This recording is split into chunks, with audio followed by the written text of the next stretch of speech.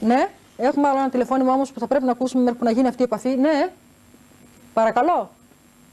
Με ειδοποιήσατε για ένα τηλεφώνημα κάποιο τηλεθεατή που έχει κάτι συγκεκριμένο να μας πει. Κυρία Νικολούδη, μου ακούτε? Ναι, ναι. Συγχαρητήρια για την εκπομπή. Ευχαριστώ πολύ.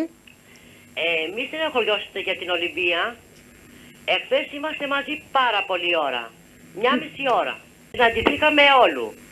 Καθίσαμε στον κρίνο, φάγαμε λουκουμάδες και η Ολυμπία έφαγε μπογάζα και κάσαμε μια μισή ώρα. Τυχαία. Λοιπόν, θα γυρίσει στη μαμά και στον μπαμπά. Μην ανησυχούνε καθόλου. Εσείς είναι κοντά στη Ολυμπία τώρα? Όχι, δεν είναι κοντά μου και δεν μπορώ να μιλήσω τίποτα άλλο. Αλλά όσο για τους γονείς μου... Όχι, συγγνώμη, δεν είπα να μας πείτε, αλλά φαντάζομαι ότι για να σας δίνει αυτό το μήνυμα η Ολυμπία πρέπει να είστε σε επαφή. Μάλιστα.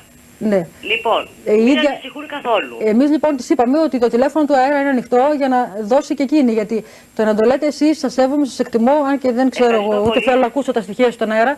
Αλλά το να το λέτε κι εσείς, βέβαια, σεβαστό είναι. Αλλά άλλο να μας το πει και η ίδια να βεβαιωθούμε ότι πραγματικά έτσι δεν είναι. Θα μιλήσει και η Ολυμπία και θα γυρίσει στους γονείς τους. Μην ανησυχούν καθόλου. Να σας ακούσουμε με επιφύλαξη. Καλησπέρα σας και Χριστός Ανέστη. Καλησπέρα κυρία Νικολούδη. Να είστε καλά. Για πείτε. Είπα και στα παιδιά κυρία Νικολούδη, πριν 5 χρόνια, 4 δεν θυμάμαι, είχα πάει στην Πάτμο. Όπως καθόμασταν, ήταν της Παναγίας με τη φίλη μου, βλέπω ξαφνικά μια καλόγρια, το ύψος της, έτσι τα μαλάκια της, μπροστά φαινόταν καστανά.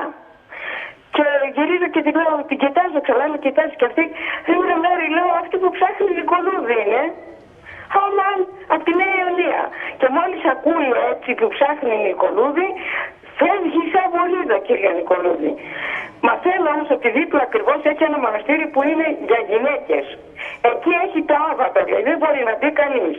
Εγώ πάω αυτά, επειδή έβλεπα τον πατέρα της στην εκπομπή σας, πήγα και παρακάλεσα λέω πως μπορώ, είμαι συγγενής, κάτι λέω να της πω μόνο και να φύγω.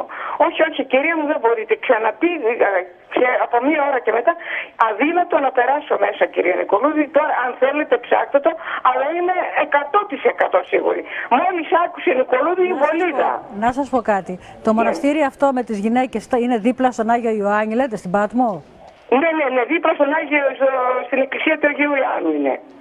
Δίπλα στον Άγιο Ιωάννη στην Πάτμο, μάλιστα. Δεν θυμάμαι πώς το λένε το μοναστήρι, δεν θυμάμαι. Είναι γυναικείο. Εντάξει, κυρία μου. Να δούμε. Να τη δούμε αυτή την, βέβαια με επιφύλαξη, αλλά δεν χάνουμε τίποτα να το δούμε. Να είστε καλά. Ευχαριστούμε πολύ.